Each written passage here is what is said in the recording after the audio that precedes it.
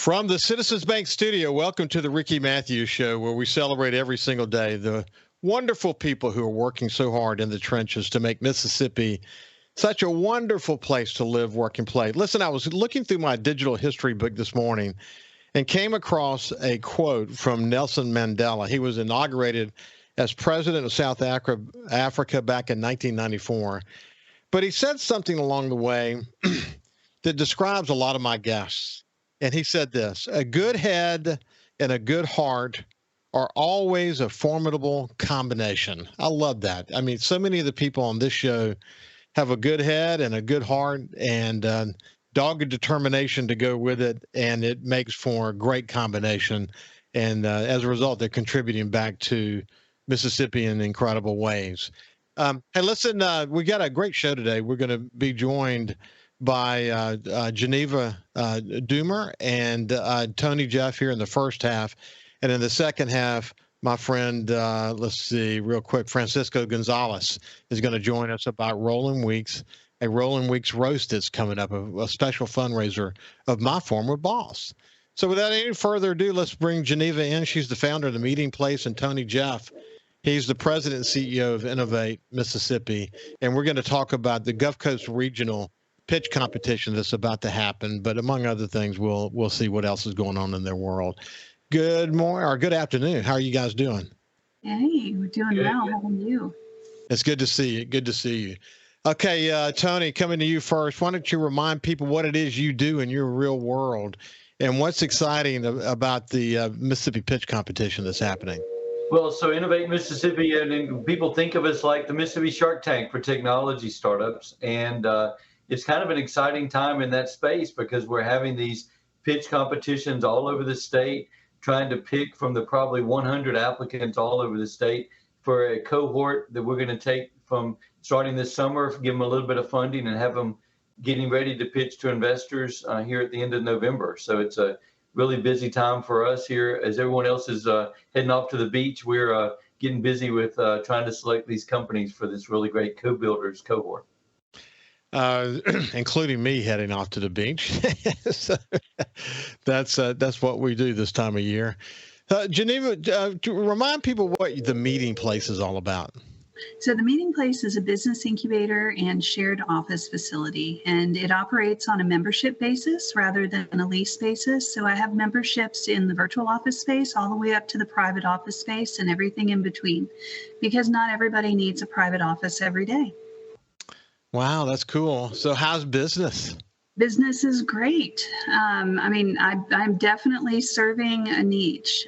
Most people just need an address and a conference room to operate efficiently, and I'm happy to help them save the money on a regular office space. So I cover all the utilities. They have fiber internet, everything down to the toilet tissue. And they don't have to worry about a thing other than operating their business, which honestly is a huge load off for a small business owner who has something that they really enjoy doing, but then also have these other additional jobs that they didn't anticipate doing.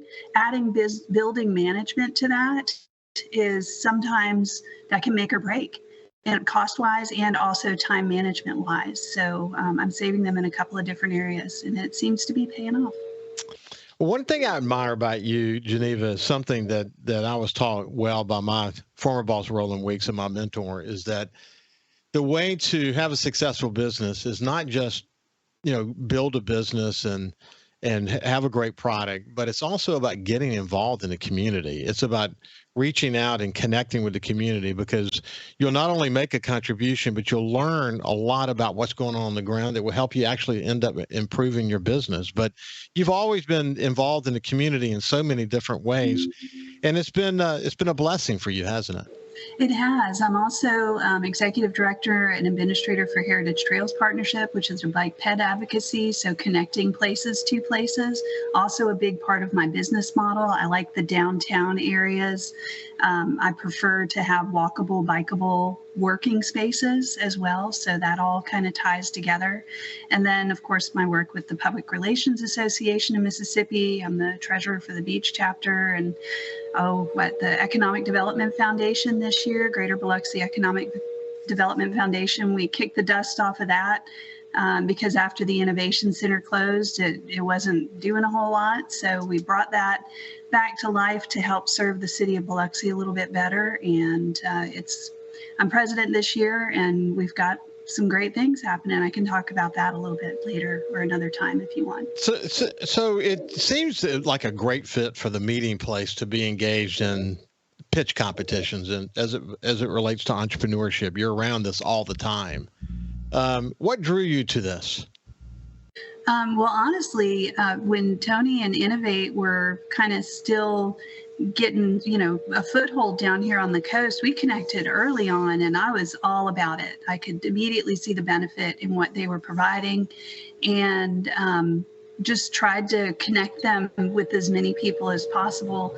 And not one person saying it isn't enough. So of course, Tony still had a ton of legwork that he needed to do, visiting people and following up on stuff. But having that backup, that person that's here all the time saying, yes, these are good people, they're doing good things. And then this pitch competition, they asked me to be part of it the first year, and it was all volunteer basis. And again, I was just all about it. Hopped in with both feet and said, here's what I want it to look like. And Tony said, you got it, it's yours. So he kind of let me run with it, which was fantastic and so much appreciated. And I think we've got a good competition. I'd like to spin off of this one.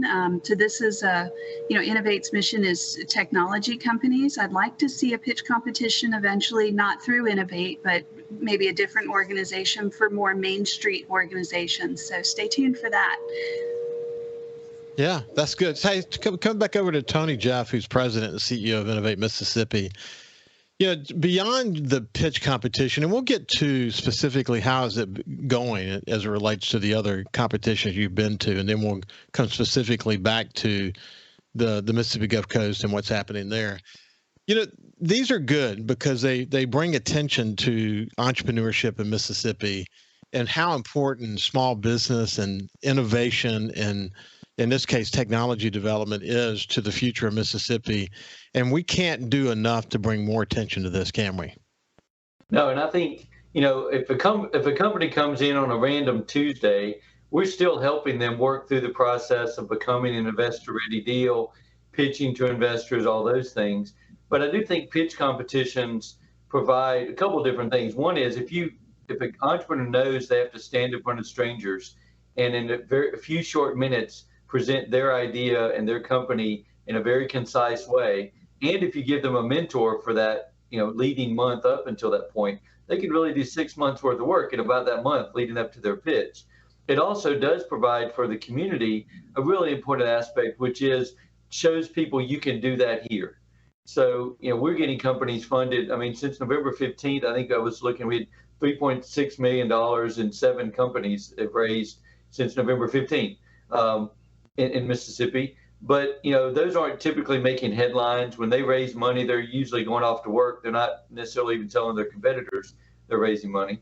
But these pitch events are also just a great way to show off what's happening and to bring everyone together. It's why when we started doing this, we realized immediately, look, we're headquartered in Jackson, but we need regional partners, and we don't want to grow Jackson. We want to grow the regional partners. And as Geneva mentioned, the first year they were volunteers. We didn't pay them anything. We said, hey, since we're not giving you any money, you can do the pitch competitions any way you want, but here's some basic things we'd kind of like to see. And the great thing is it was 8 different experiments. Some of them did all virtual. Some of them did, combinations of different categories. And it's been really great to see those morph. And now we have, we can provide contracts to the regional partners to then help them tie into a statewide ecosystem better, a statewide mentor network and service providers and all those things. Plus they get the pitch competition and a result, not just cash prizes, but also they get eligible to come into this bigger cohort of companies. Hey, Tony, I'm curious, how often are you observing a pitch, or maybe you're anticipating it because you've already heard a little bit about it and you're thinking to yourself, holy mackerel, this is a really good idea? It does happen a lot, but I tell you what's interesting. There are a lot of these things too where I'm not really the market that I get surprised by. Where they come in and they show me there was this market for this thing, accounting software for oil and gas jobbers or whatever. And I had no idea that was even a thing. And yet there's still, explosive giant opportunity. So I love the ones where I can get it, in those. But it is fun too, those that I don't even get it in terms of I'm just not in the market, but they can show me that customers really want it and want to pay a lot of money for it. And sometimes they are willing to pay a lot of money for it, aren't they? So, Geneva, coming back to you, if you think about the Coast Pitch opportunity, are you surprised with the number of people? Do you wish more people would be, actively engaged around this? What's your thoughts about kind of where we are?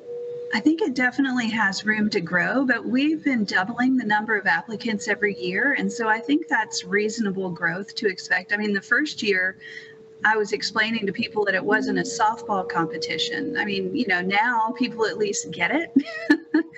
And so there's been a growth curve in education along with it. And I feel like more people understand what it is now.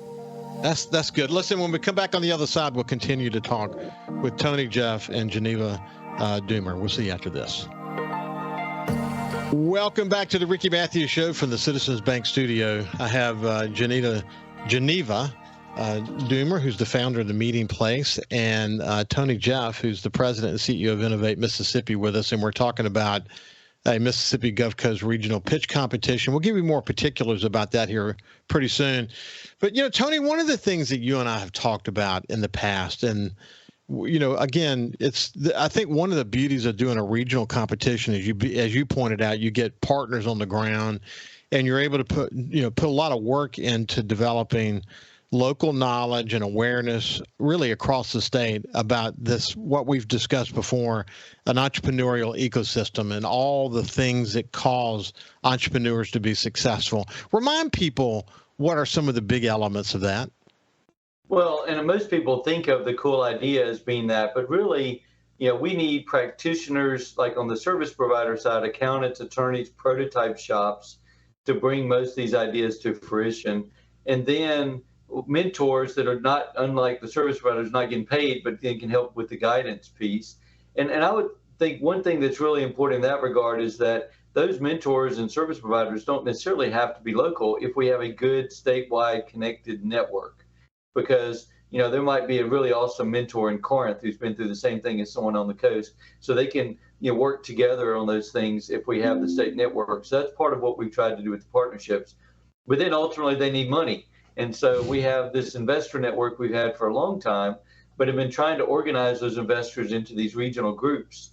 And that's been really great. And there's a really active South Mississippi Angel Fund now that's in place. It's really looking for deals on the Mississippi Gulf Coast. They're really about half Hattiesburg and half Mississippi Gulf Coast, but really excited to have that group active now, looking to make investments. So ultimately, these companies, even after we get them investor ready, they need that money. So we're excited to have all those elements in there.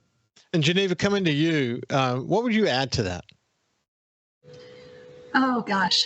I would say one of the specific things that we don't have enough of in the state of Mississippi are qualified patent attorneys. It's a very specified niche, and a lot of people that are in the tech industry really need good guidance in that area, and we're just lacking here. And another thing is mentors, if they're busy running a business, they just don't have a lot of time. And so it's really hard to find mentors. So I definitely encourage anybody who's retired or, is looking to help small businesses. Mentoring is an area where they could be especially useful. I mean, the Small Business Development Center has counselors on demand, and they are fantastic. But sometimes you need that person that's just been through it just like you have. And there are lots of small business owners that are Small Business Development Center counselors. So you get that to a point, but it's never bad to have multiple streams of input with respect to people who have experience in your industry. Hey, do you find that the Angel Fund, let's talk specifically about the South Mississippi Angel Fund, do you find that knowledge of that helps people say, wait a minute, I got to get involved in this? Well, I know we are looking for people to join the fund. We've got a robust group right now, and we've been actively doing deals. My husband and I are part of that group, and I think we're going to see, we've got a member meeting tonight, and we've got 2 founders pitching on the table. So it's always a good time. We try not to go without a pitch at every member meeting. The executive committee meets, a little more often and takes care of business stuff. But when all the members get together, we try to look at deals. And we've invested in several companies already. And we're also part of a larger network that encompasses New Orleans. And so occasionally we see some deals that we'll get involved in on that side of the house too. And it helps us fund to be a better resource for Mississippi companies too. Yeah, interesting. Hey, Tony, as you've been traveling across the state, you have Geneva's in these other regions and developing those relationships. That's got to be that's part of, that's, as you point out, that's part of your big goals, isn't it? It really is, because I think every region is a little different. I mean, we're seeing out of Vicksburg, the ERDIC and the Army Corps of Engineers folks are dominant in terms of that activities of companies they see. On the coast, and we work closely too with the USM has the Gulf Blue Navigator, which is the marine technology program that Geneva and team work closely with as well. As a matter of fact, shared an event with earlier this year. So every little region is a little different, but they all need mentors, prototype shops, service providers, patent attorneys, all of those pieces. So that's why we really think this is the way to go. We're not quite a big enough state, or no one region is big enough to do it all on their own. So if we can connect the dots, but still have a regional flair, that's really our goal in the way we do this. So Geneva, getting to the specific, the Gulf Coast pitch itself, what are some of the, give us some of the key information about that. So each competitor has a mentor, and they work with the mentor and have practice pitches every Friday that are judged. And so they get feedback from their mentors and from judges, and it's a different round of judges every time they're pitching. So they get the actual scorecard that they're using in the final competition. It's the same way they'll be judged at the final competition. So they practice all through the month of May, and then the final competition is virtual on May 31st, and the public is invited to attend. There is a registration that needs to happen because we're talking about people's intellectual property here. I can't have random guy just hopping in to steal it. I need to know who's in the room for their protection. So with that in mind, everyone needs to register, and if I don't have you on the list, you get booted back out to the waiting room. Now, there is an audience participation component to the pitch competition, so you're not just listening to the pitches, you also are adding your input. And so at the end of it, you will fill out a form and you'll rank top to bottom who your top pick was and who your bottom pick was. Just put them all in order. And then that will get calculated into their score. The awards ceremony will actually be on June 6th, live and in person at the Biloxi Visitor Center, and that's where we'll hand out the checks and the happies and, give out the hugs and, congratulate everybody and tell them whether or not they were first, second, or third place. Now, they do not have to place in this pitch competition to be considered for the Co-Builders Accelerator. Tony and team could like somebody that did not score well but thinks they'll do well in Co-Builders and put them up into that. So just because you take first place does not mean you get a seat in Co-Builders. Anybody's eligible.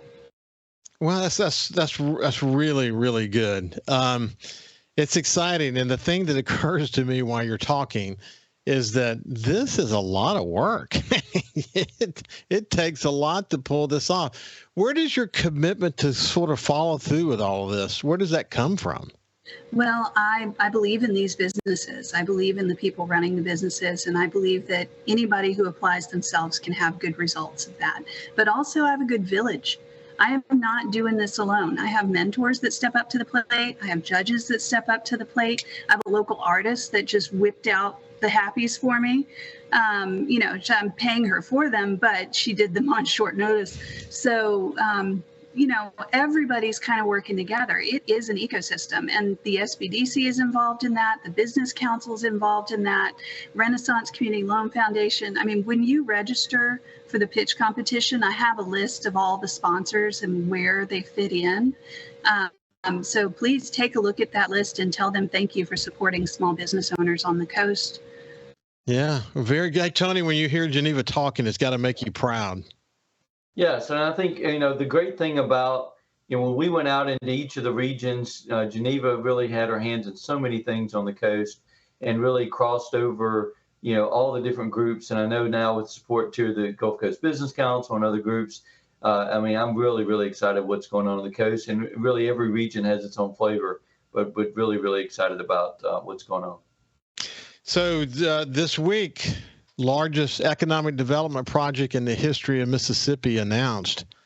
Actually broke ground. It had previously been announced. But Tony, when you look at that and you think about the kind of technology firepower that's going to be associated with that, it's going to raise the bar for Mississippi, isn't it? It is, and it's really interesting too to see. Anytime you have folks in that space that are world class in, especially in the IT support and all the other things that they're going to need, that is going to have long lasting impacts. As some of those folks will choose to, move on and do their own startups. You're going to have the trailing spouses. You have all the support to put that facility into place. I'm really, really excited about what's happening with that. And we're fortunate. Gerard Gibbert is actually the Innovate Mississippi board chairman, who, of course, is also on SuperTalk, but in addition is on the Makita board. So we've been really well connected to that through Gerard, our board chairman, and just really, really excited for AWS coming in.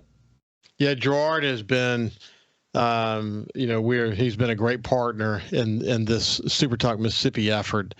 I've enjoyed, he and I share a lot. So we both came from business. We were both involved heavily in leadership roles in companies. He having owned a technology company, and when it came to, for example, discussions around Medicaid expansion, having someone with his intellect and here's a guy that goes to read the entire Obamacare bill, and understands every gyration, so he can speak truth to power and no unintelligent terms. And he's been terrific to be a partner. So I can only imagine how important he is to you. Listen, we're out of time, but it's been a pleasure to catch up with both of you. Good luck in your pitch competition. I look forward to staying in touch. Thank you for having us, Ricky. You bet. You bet. Oh, thanks, Tony. Yeah, this has been Tony Jeff and Geneva Dummer. And, we'll stay tuned, and we'll do a follow-up on the Gulf Coast Regional Pitch Competition after it's all said and done. We'll see you later. When we come back, we'll have Francisco Gonzalez. We'll talk about a Rolling Weeks fundraiser coming up.